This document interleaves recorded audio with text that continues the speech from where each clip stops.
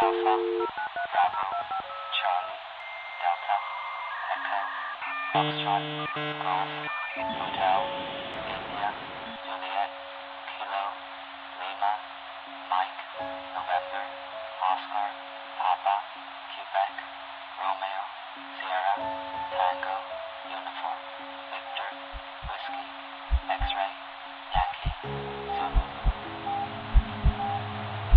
1, 1, 2, 2, 3, 4, 5, 6, 7, 8, 8, 9, 0. Did you find what you were looking for? I hope so. Because it's too late to turn around now. You've unearthed the archives. I'm going to find. I'm going to get. I'm going to tell you. Don't touch that dial now. You've stumbled upon the mind of nightmares, and you're listening to the Static Archives, where you'll find stories beyond belief that were locked away in the mind's vault.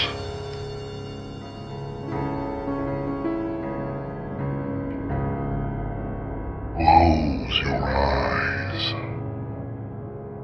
Open your mind. Now, let the nightmares begin.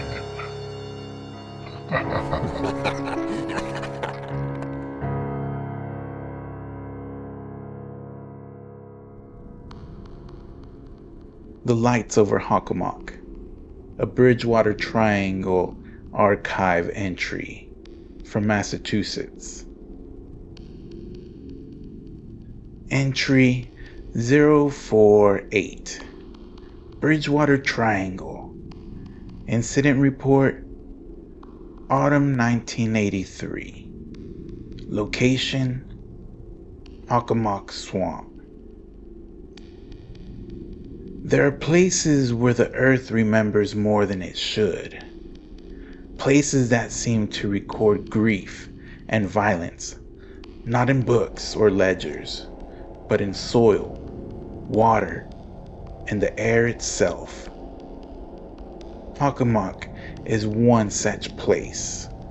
The Wampanoag called it the place where spirits dwell, and even those who scoff at folklore avoid walking there after dark.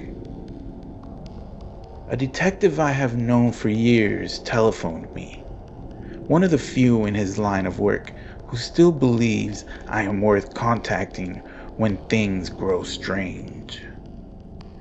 He told me he had a case that would be erased, buried in silence and days. If you want the story, Vale, he said, get down here now. Talk to the wife before the files disappear and she's left thinking she dreamt it. So, I went. The woman's name was Caroline Merriff, mid-20s, bank teller by day, student by night. She had the look of someone pulled thin between obligations, yet what struck me was not the exhaustion of work, but something heavier, hollowing her from within. She sat in a booth at Harris Steakhouse Diner, hands locked around a mug she had not sipped from. The coffee had long since cooled. Her hair was tied back, but strands had come loose, sticking to the damp curve of her cheek. Her eyes were rimmed red, not with tears, though she had likely shed many, but from the absence of sleep. She did not notice me at first. Her gaze was fixed on the window, as though she expected the glass to darken with the face pressed against it. I did not rush her. Frightened people are like deer in the hedgerows. One sudden motion, and they vanish into silence. Instead, I ordered my own coffee, let the burnt liquid coat my tongue, and waited until her eyes at least flicked to mine. Caroline Merriff's husband was named Daniel, a state surveyor. Logical, precise, a man grounded by the mathematics of maps and measurements. He was the sort who laughed off ghost stories, dismissing them as drunken campfire tales. If he had told Caroline, even a year ago, that Daniel would become the center of such a tale, she would have smiled politely and changed the subject. But the swamp has a way of taking even the sure-footed. She leaned forward, speaking quietly so the diner's other patrons could not overhear. Her voice cracked now and then, but not from frailty. Rather, from the sheer weight of trying to put into words what she herself did not yet believe. It started changing after his last survey run.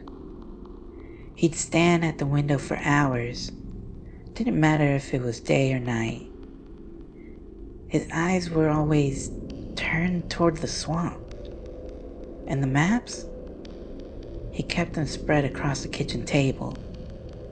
Old state charts, survey drafts.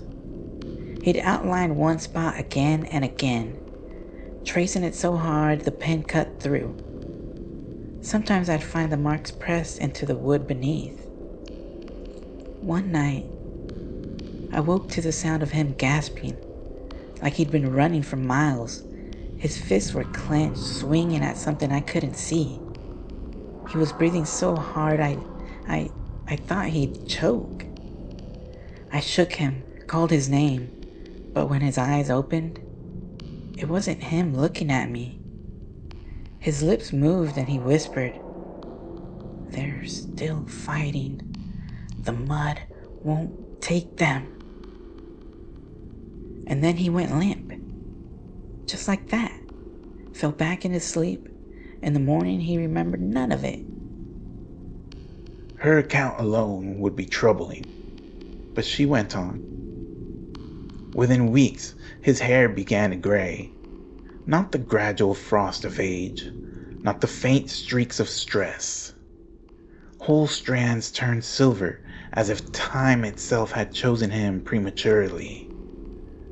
She described him as if the swamp had marked him, draining its centuries through his body until he wore years that were not his own.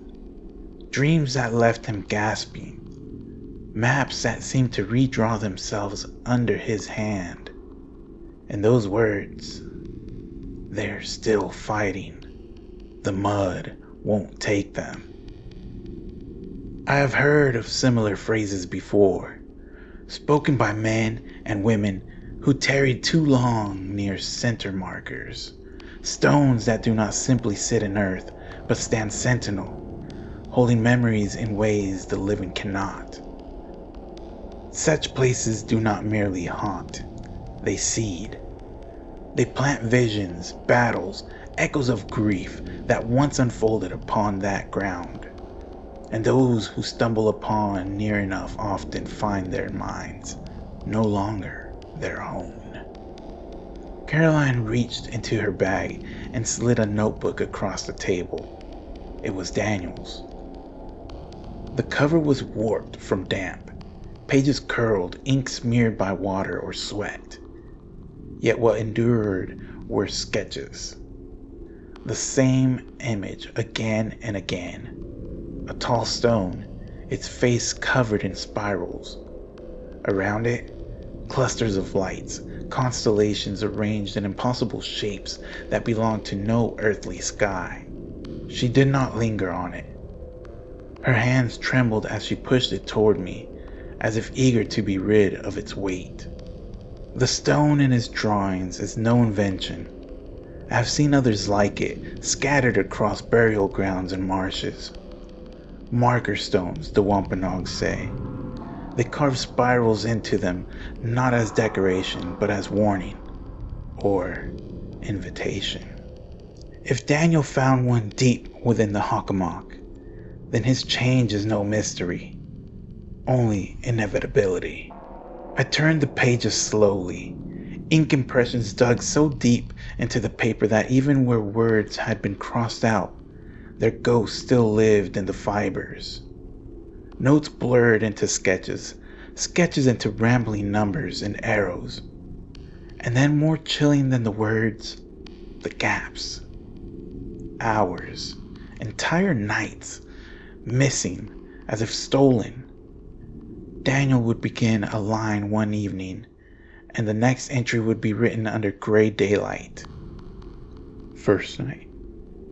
Set camp off North Ridge. Ground too soft. Tent keeps leaning. Heard something move in the reeds after midnight. Could have been a heron. Could have been breathing. Second night. Fog rose from the ground, not the water. The air smelled metallic, like the inside of wet battery. Lights appeared in the tree line, not falling, not hovering, sliding between the trunks like they belonged there. My compass spun until the needle blurred. My watch ticked backward for 12 seconds, then stopped. I don't remember packing it away, but it's in my coat pocket now, warm to the touch. The missing time struck me most. Caroline's memory of her husband staring out windows for hours, lost in silence. This was the same condition, simply carried home. The swamp was not outside their kitchen. It had taken residence in him. This was the beginning of Daniel's descent. And as Caroline sat across from me in that half-lit diner, I could see that same descent beginning to carve its mark into her as well. In her hollow eyes, her hands clamped white against the mug, her breath that kept catching before the next sentence. The swamp had already claimed her husband, and in telling me this story, she risked letting it stretch its hand toward her too. Caroline allowed me to copy Daniel's journal. I read his entries as one might trace the steady descent of a man into waters too deep for his footing. The first 2 nights are restrained, a surveyor's eye, a rational man writing rational words. But under the surface, the first cracks had already begun.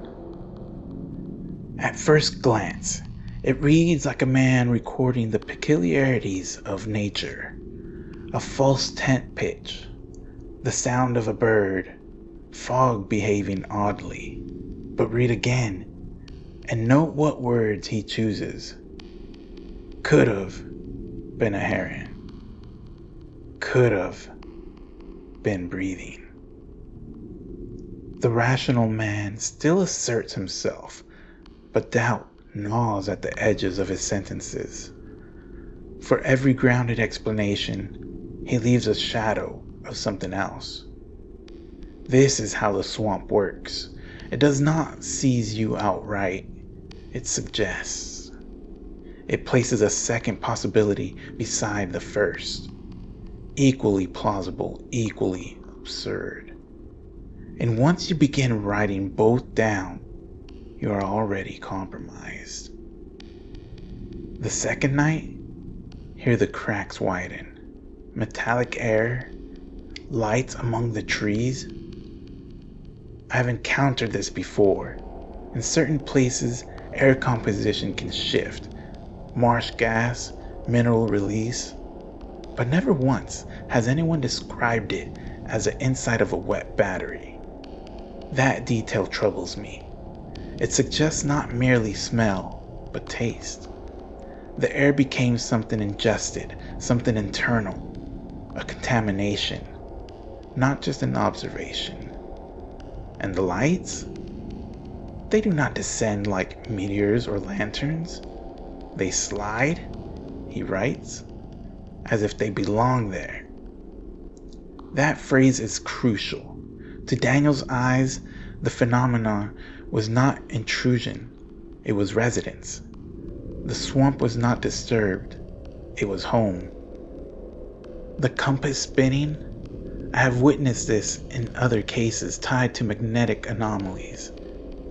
But a surveyor's compass is not easily fooled, nor does it simply blur.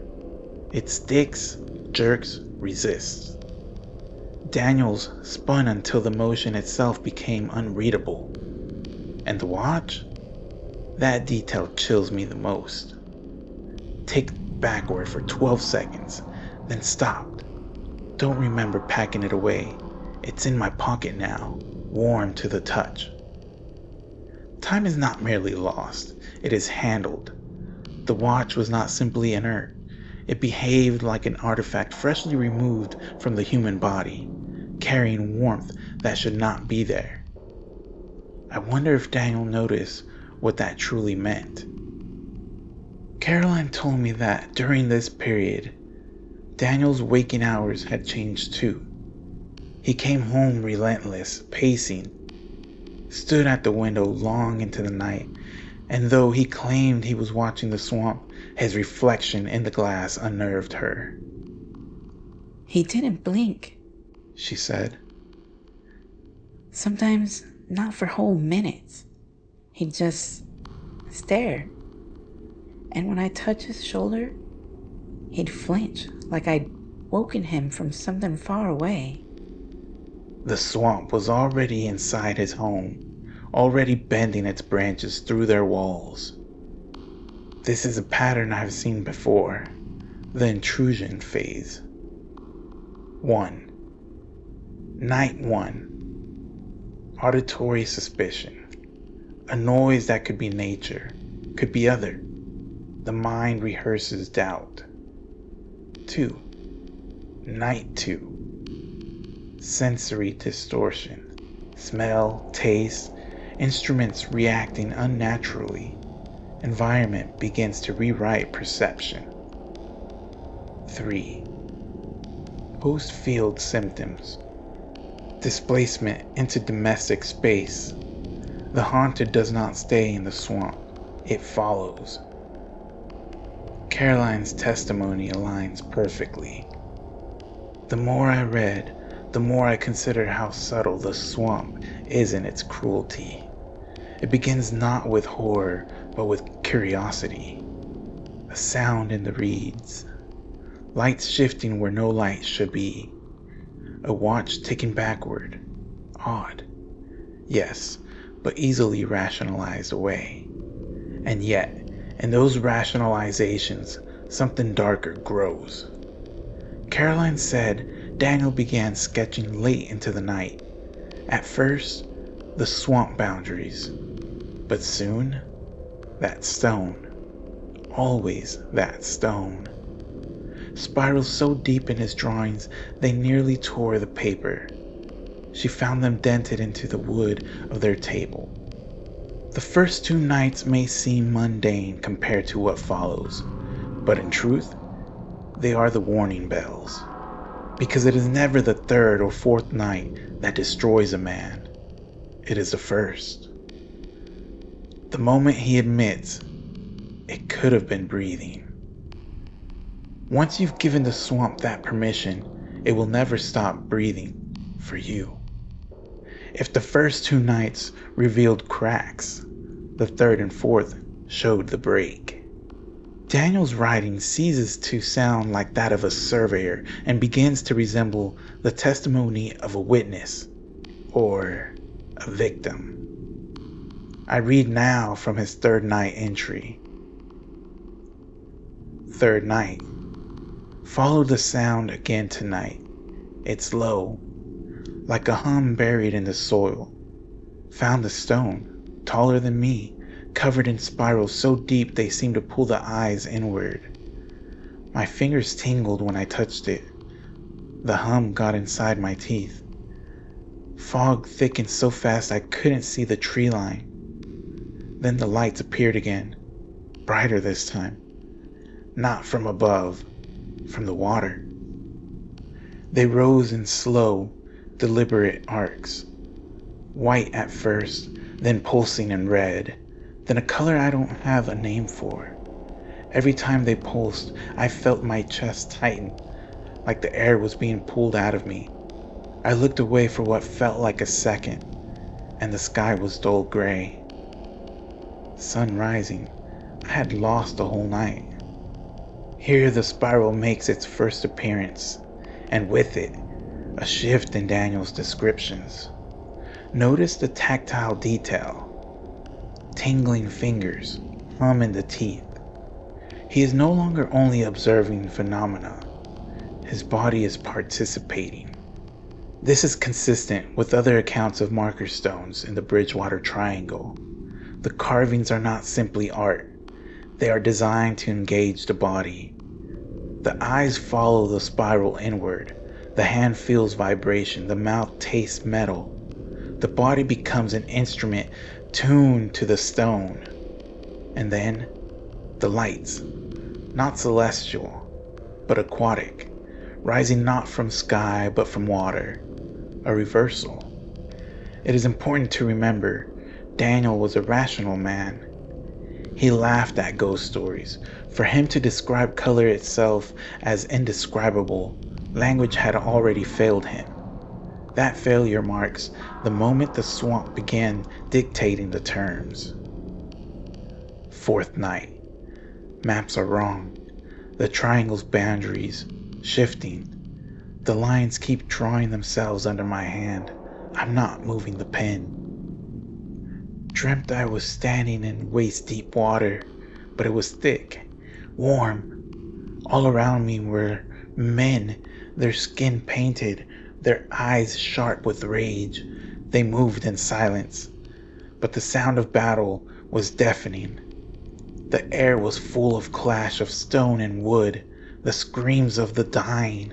Every time I tried to move, hands grabbed my legs from below, pulling. I woke to find mud under my fingernails and the taste of iron in my mouth. The warrior dream. It is not his alone. Caroline told me that on the night he woke clawing in the bed sheets, fists clenched like weapons, he whispered, "They're still fighting. The mud won't take them." This phrase is uncanny. The Wampanoag spoke of battles fought in the swamp centuries ago. Wars where the earth itself seemed unwilling to claim the dead. Bones surface again and again in the muck, as though spit back into daylight. The swamp is not a graveyard. It is a purgatory. For Daniel to dream it so vividly, and then wake with mud on his hands, the implication is clear. The dream was not a metaphor. It was participation. Here's another section from his journal. Went back to the stone. There were shapes in the fog. Long-legged dogs, too tall, watching from the shallows. Their eyes burned red even through the mist. They didn't move, but every time I blinked, they were closer. I touched the stone again. The lights came. No fog this time. Just a vast black sky and impossible constellations hanging low as if they touched the treetops. The hum was louder than ever. I think it's a voice now. I just can't understand the words. The phantom dogs. They appear in testimonies across decades. Always described as taller than wolves. Silent except for guttural breath. Their eyes burning even through weather. Some insist they are guardians, others scavengers. Caroline told me Daniel began sketching them on his maps, marking not just their presence, but their distance to him, as if calculating how soon they would arrive. And the voice, this is critical. When the hum becomes a language, the final barrier is crossed. You no longer hear sound, you hear meaning. Even if you can't translate, you know it is speech. This is how the swamp claims the mind, through language itself. I note 3 escalations here. Number 1. Time distortion deepens. An entire night erased, hours devoured in a blink. Number 2. Physical transfer. Mud beneath nails, iron taste on tongue. The dream manifests on the body. Number 3. Language intrusion. The hum becomes words, not heard, but felt. The moment the swamp ceases being environment and becomes an interlocutor. This is not haunting. It is a conversation. When I read these entries, I did not see a man recording strange events. I saw a man being drafted. The spiraled stone is no monument. It is a conscription notice. By the 4th night, Daniel was no longer a surveyor. He was a soldier in a battle centuries old, pressed into service by voices that use mud as ink and fog as banners. And the swamp? The swamp does not release its soldiers easily. 3 months after the 4th entry, Daniel was gone. Official reports, what few scraps remain, will tell you only this: missing, presumed lost in the Hockomock swamp, last seen September 17, 1983. But the last man to see him alive, a fisherman who agreed to speak with me only after 2 bourbons and the assurance his name would not be recorded, remembered differently. He was kneeling by the big stone, the one with the carvings, fingers tracing those spirals over and over, like he was trying to memorize them with his skin. He looked up at me once, not startled, not angry, just distant, like I wasn't even there. His lips were moving, not prayers, not words. I knew. It was like he was repeating what the stone was telling him. I asked him if he was all right. He didn't answer, just tilted his head like he was listening to someone behind me. I left. Didn't want to know what had his attention. Daniel was never seen again. When I arrived, the detective who called me pointed me toward the places Daniel had camped. He'd already filed his report, but his eyes told me he didn't believe a word of it. So I walked the routes myself. The first camp sat just north of the ridge.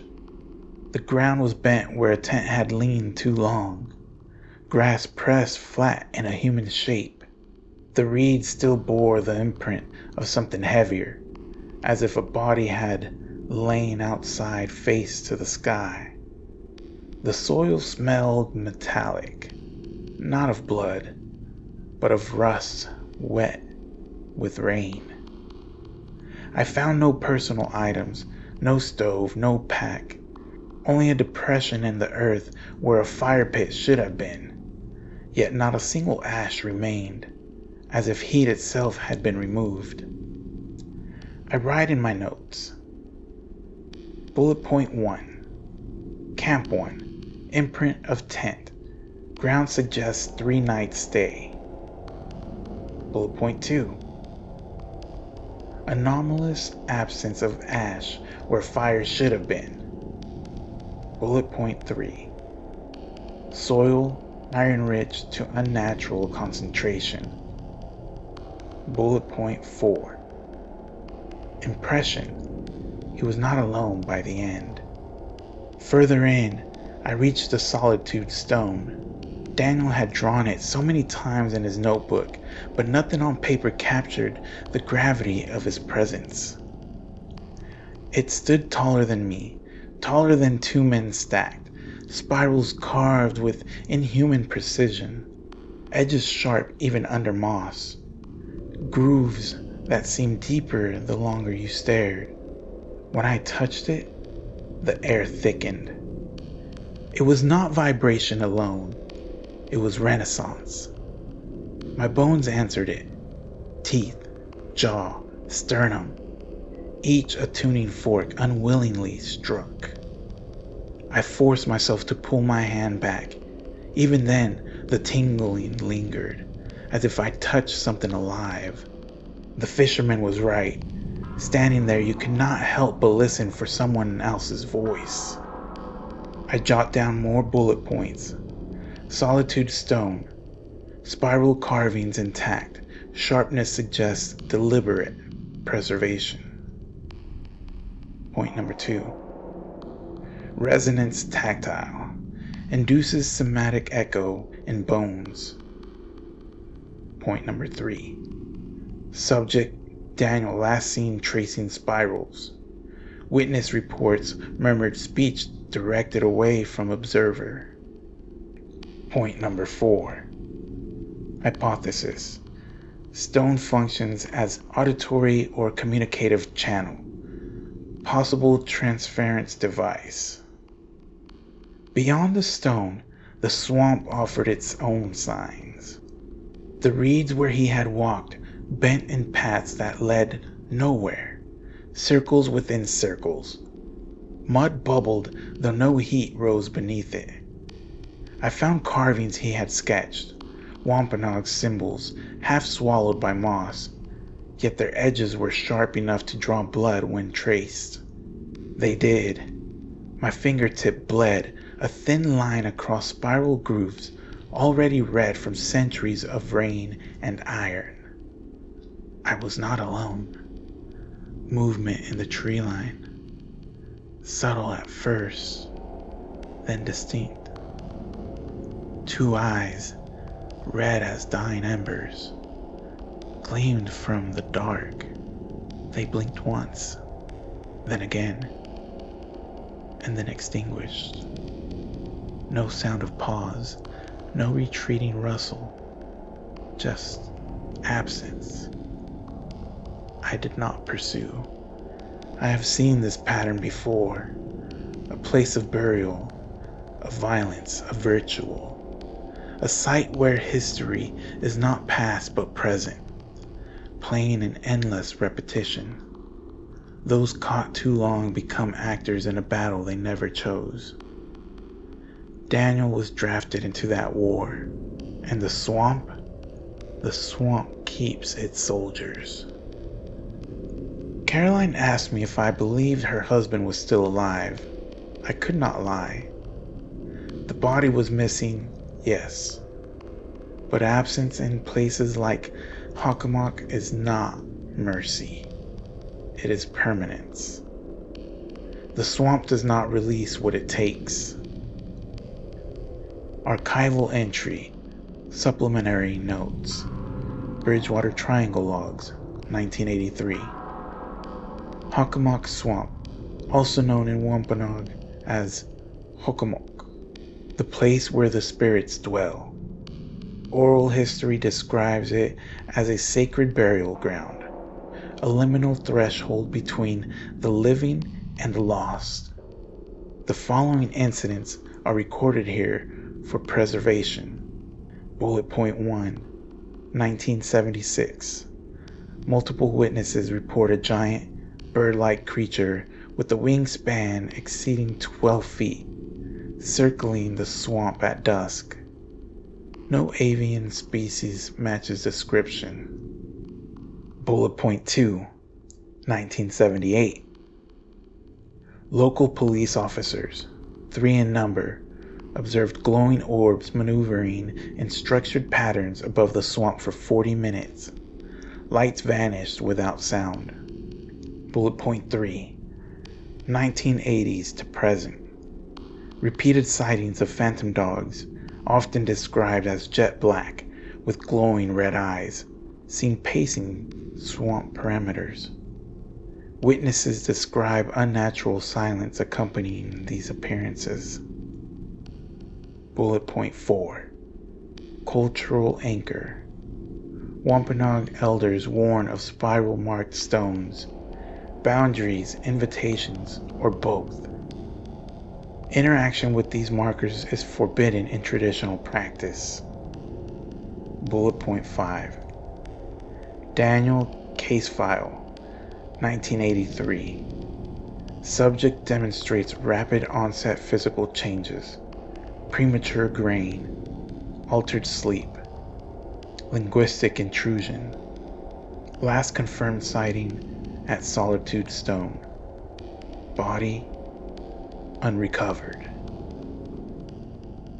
Daniel's wife asked me if the swamp keeps its victims. I told her the truth as I know it. Hockomock does not consume. It does not bury. It keeps. Those who step into its geometry become part of its memory, trapped between constellations that should not exist and voices that hum through bone instead of air. I traced Daniel's last notes, and I believe he crossed a threshold from witness into participant. The battles he described were not hallucinations. They were inherited memories, impressions stamped into the land like fossils of violence. And the lights? The lights do not observe. They recruit. Caroline told me once, in a whisper she did not want recorded. She sometimes hears him still, not in words, in the scrape of branches against glass, in the hum of faulty light bulb, in the hollow moan of pipes after midnight. She asked if she should answer. I told her no, because I have heard the same hum, carried in other swamps, other ruins, other stones carved with spirals. It is never a voice calling you back. It is a swamp asking for another name to write into its ledger. The official record calls Daniel missing. The unofficial record, this record, concludes otherwise. He was taken into the memory of Hockomock Swamp, drafted into a war older than the first graves dug in its soil. Because places like this, they do not just take people, they keep them. Case file Tango Sierra Alpha -1983-048 concluded. I am Adrian Corvin Vale. This has been another entry to the Static Archives. Until next time, if there is a next time.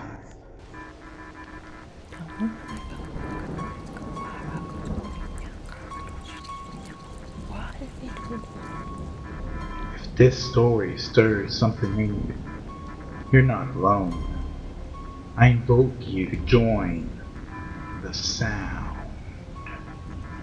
the seekers of unraveling nightmarish dread. Your only expectation now is to return. Return for another session with the Mind of Nightmares. You've been listening. That makes you a seeker. But don't stop there. Embrace the darkness. The one gnawing at the edges of your mind, crawling down your spine, whispering to you from the static. You feel it, don't you? In the pit of your stomach, that truth, that pool. You're one of us.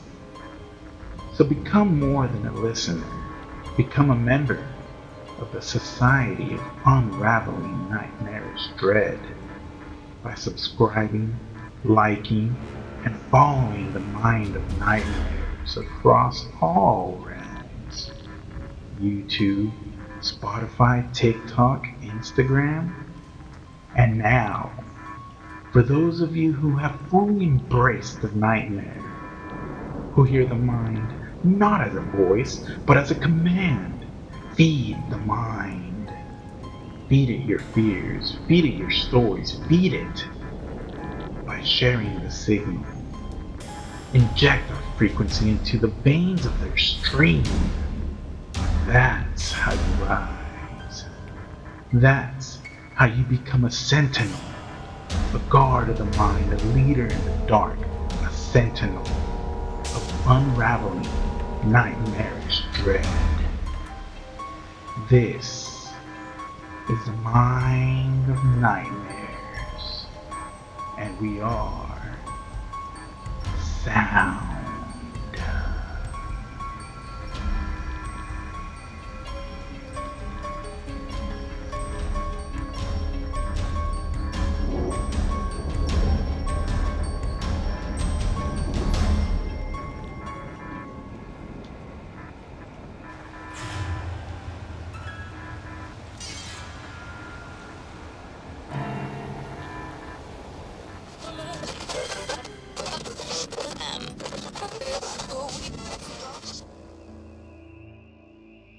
You've been listening to your inner thoughts. You may now return to your regularly scheduled broadcast.